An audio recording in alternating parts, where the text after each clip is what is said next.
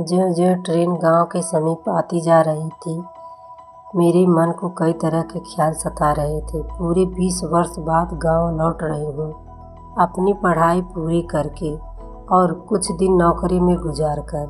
क्या अब भी वैसा ही होगा मेरा गांव? वैसे ही पगडंडियाँ, खेत, कुएं, बावड़ी, नदी और बसवाड़ी का स्मरण आते ही मैं भय से सिहर उठी। अरे वहाँ तो चुड़ैलें रहती थी, क्या अब भी वहाँ होंगी?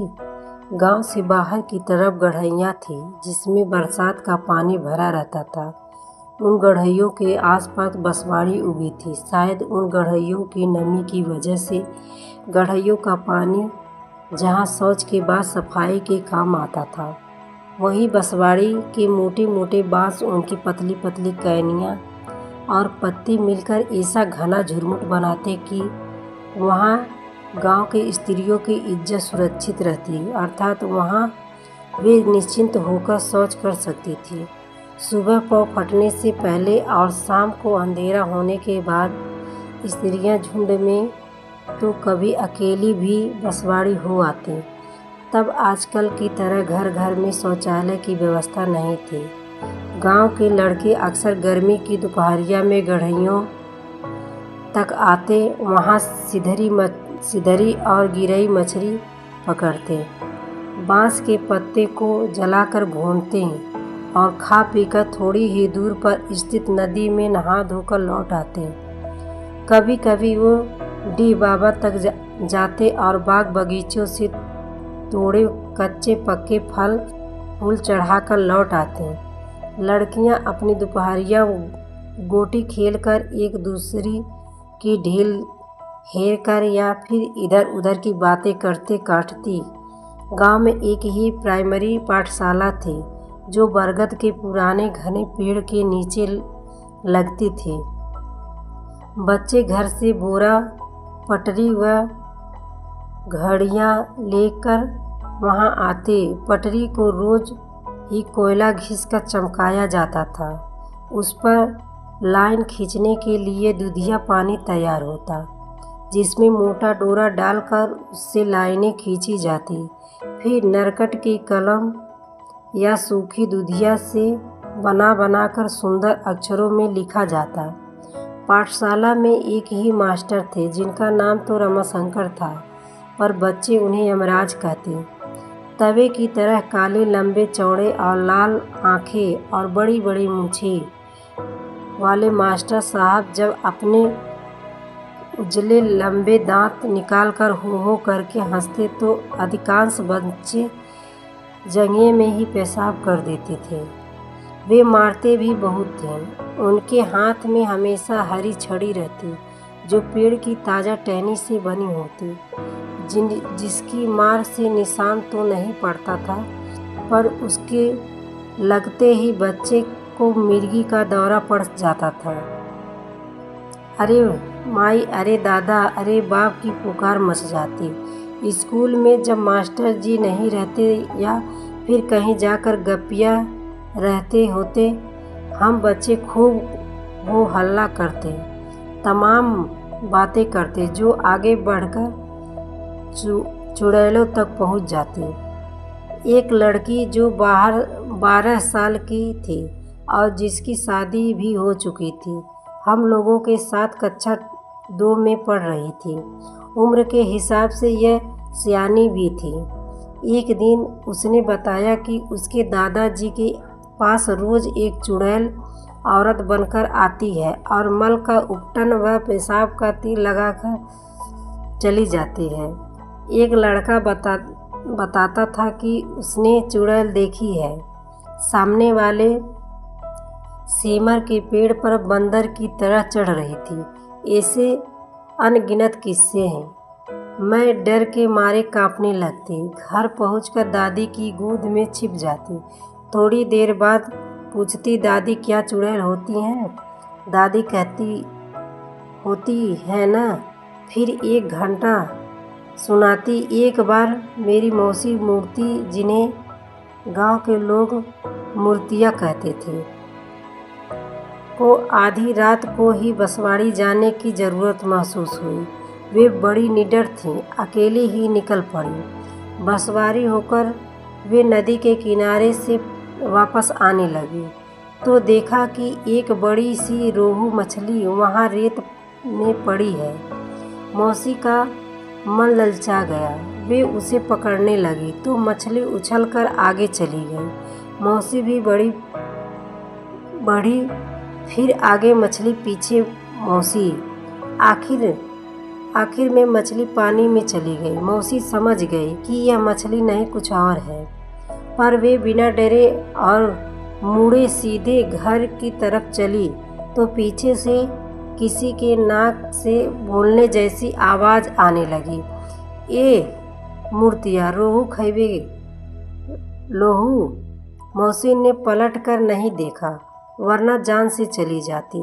मैं डर कर पूछती, दादी वो मछली क्या चुड़ैल थी? दादी कहती, नहीं, बुढ़वा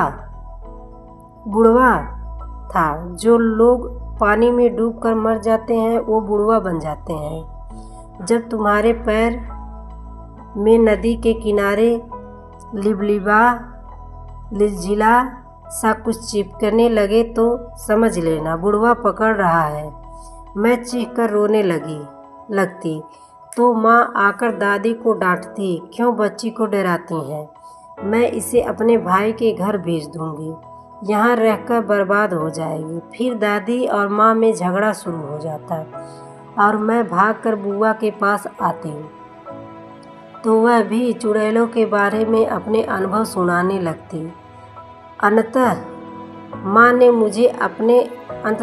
ने मुझे पढ़ने को शहर भेज दिया। हाई स्कूल पास करने के बाद जब मामा के साथ गांव लौटी तो बहुत कुछ बदला हुआ था, पर चुड़ैलें और उनकी कहानियाँ उसी प्रकार थी। एक दिन मैं बसवाड़ी की तरफ दोपहरिया में कुछ लड़कियों के साथ निकल गई तो धूप लग गई। लौटते तेज बुखार हो गया। बस क्या था, सारा गांव इकट्ठा हो गया। सबको संदेह था कि अवश्य ही मुझे चुड़ैल ने पकड़ लिया है। सुंदर सयान लड़की देख ललचाई गई होगी। फिर सोखा चाचा बुलाए गए। सोखा गांव का वह मर्द प्राणी होता था जिसे चुड़ैलें भय खाती थीं, जिसकी ज़रूरत गांव के किसी भी घर को पड़ सकती थी। इसलिए सोखे को अनाज कटाई के समय ही सभी घरों से पर्याप्त अनाज दे दिया जाता था, जिसे सोखाइती कहते थे। सोखा को बुलाया जाता देखकर मामा मेरे पास आए और बोले, देखो बेटा, कुछ भी हो जाए तुम हाथ पैर मत पटकना, बक झक मत करना। चुड़ैल बगैर कुछ नहीं होती, तुम्हें लू लगी है बस। सोखा चाचा ने मुझे अपने सामने बैठाया और मंत्र पढ़ने लगे, फिर हाथ पैर पटकने लगे, पर मैं बैठी मुस्कुराती रही क्योंकि सोखा चाचा के ठीक पीछे मामा खड़े थे और मुझे धैर्य रखने के इशारे कर रहे थे।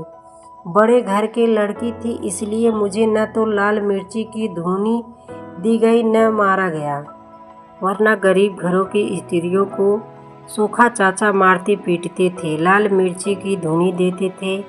एक बार पड़ोस की मीना दीदी के गाल को उन्होंने चिमटे से दाग दिया था। हट्ठे कट्ठे मर्द सोखा की मार से चुड़ैलें त्राही त्राही करती भाग खड़ी होती थी। शहर लौटने पर मैंने मामा से पूछा, चुड़ैलें औरतों को ही क्यों पकड़ती हैं, मर्दों को क्यों नहीं पकड़ती? मामा मुस्कुराते हुए बोले, अब ये भी पूछ कि मर्द ही सोखा क्यों होते हैं, औरतें क्यों नहीं? मैंने उत्सुकता से पूछा, हाँ मामा बताओ ना। मामा बोले, सबसे पहले यह जान ले कि भूत प्रेत चुड़ैल सब भ्रम है, भय है, भूत है। अच्छा यह बता कि हिंदी में भूत, अंग्रेजी में पास्ट का क्या मतलब है? बीता हुआ ना, जो बीत गया, गुजर गया, यानी खत्म हो गया, वह वापस आकर कष्ट कैसे दे सकता है? पर मामा, मैंने खुद औरतों को खेलते देखा था। इस दौरान वे उछल उछल कर गिरती हैं, उन्हें बहुत चोटें भी आती हैं। कोई जानबूझकर अपने शरीर को क्यों कष्ट देगा? मैंने अपनी बात रखी तो मामा ने समझाया, बेटा जब मन का कष्ट बहुत बढ़ जाता है तो तन के कष्ट की तरफ ध्यान नहीं जाता। तू जानती ही है गांव में औरतों के जिम्मे कितना काम होता है।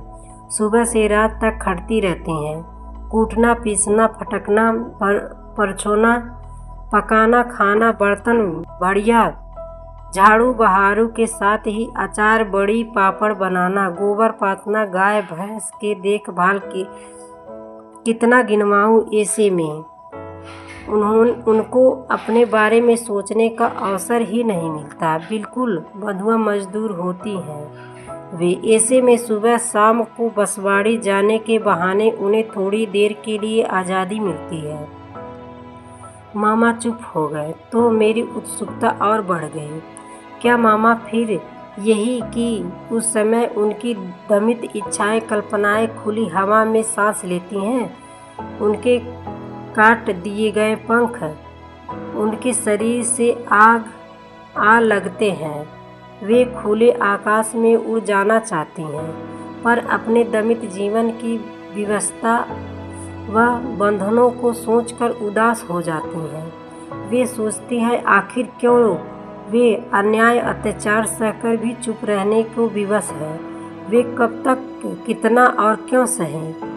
अपनी वस्तु स्थिति का ज्ञान उनमें बदले की भावना भर देता है। परिणाम यह होता है कि घर पहुँचते पहुँचते उन्हें चुड़ैल पकड़ चुकी होती हैं। फिर वे कभी हंसती हैं, कभी विलाप करती हैं और हाथ पैर सिर पटकती हैं। दरअसल वे अपने को मनुष्य समझने जाने के लिए चित्कार करती हैं।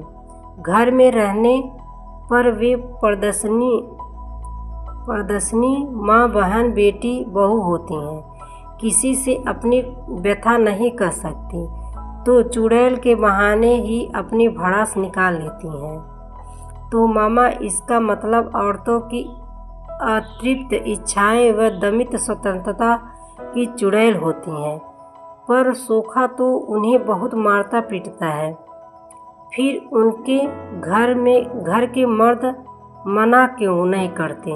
मैंने अपनी चिंता व्यक्त की तो मामा ने कहा, क्योंकि जिस तरह दमित गुलाम स्त्रियों की इजाद चुड़ैल है, उसी प्रकार मर्दों की इजाद सोखा है। मर्द समाज जानता है कि स्त्रियों पर सवार चुड़ैल उनके घर की इज्जत का तमाशा बना सकती हैं। घर की भीतरी कालिख को सबके सामने उनके मुंह पर मल सकती हैं, आज़ाद हो सकती हैं। इसलिए उन्हें नियंत्रित में रखने के लिए सोखा की परिकल्पना की है। इस तरह स्त्रियां डाल थीं तो मर्द समाज पात निकला। महिला सोखा का निर्माण उसने इसलिए नहीं किया कि वो हो सकता है स्त्री होने के नाते उसे चुड़ैलों से बहाना पास हो जाता, या फिर महिला चुड़ैलों की इतनी दुर्दशा न कर पाती जिससे हमेशा के लिए वे भाग जाएं और औरत फिर से मादा बन जाए। सोखा का इसलिए मर्द समाज बड़ा सम्मान करता था। उसको किसी भी चीज़ की कमी नहीं होने देता था। ट्रेन रुकी तो मैं अतीत से निकलकर वर्तमान में आ गई। गांव पहुंचकर देखा कि अब वह छोटे मोटे कस्बे में बदल चुका है। नदी सूख चुकी है, गढ़ियाँ पाट दी गई हैं, बहुत सारे खेतों में मकान बन गए हैं, बहुत सी दुकानों भी हो गई हैं। Fast food, Coca Cola, mobile phone की दुकानें हैं। अब सबके घरों में शौचालय है। कई स्कूल व इंटर कॉलेज भी खुल चुके हैं। गरीब बच्चे भी साफ सुथरे कपड़े पहनकर स्कूल जाते हैं। वह पटरी, स्केल व घड़ियाँ के बदले कॉपी पेन का इस्तेमाल करते हैं। यह प्रगति अच्छी लगी। रात को माँ से बातचीत होने लगी तो पूछ बैठी, माँ, क्या अब यहाँ किसी को चुड़ैल नहीं पकड़ती? माँ हंसी, जब सोखा नहीं रहा तो चुड़ैलें कहाँ रहेंगी? सोखा कहाँ गया माँ? उसने धंधा बदल दिया है। अब वह दारू बेचता है। दारू? पर दारू गांव में आई कहाँ से? सोखा ही लाया। शुरू में फुटबॉल जैसे खोल में मंगवाता था, फिर कंस्तरों में मंगवाने लगा। अब तो उसने कच्ची शराब की भट्टी उसी जगह खोल ली है जहाँ पहले बसवाड़ी थी, यानी जहाँ चुड़ैलें थी। हाँ, अब जहाँ सोखा वहाँ चुड़ैलें, और जहाँ चुड़ैलें वहाँ सोखा।